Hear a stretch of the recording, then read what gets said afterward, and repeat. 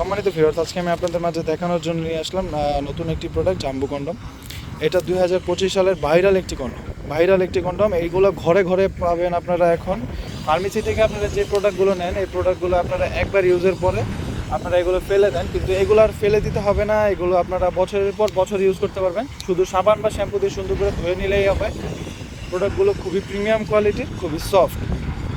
আজকে আমি আপনাদেরকে দেখানোর জন্য নিয়ে আসলাম এই প্রোডাক্টটির গুণগত মান এবং বিস্তারিত বলবো।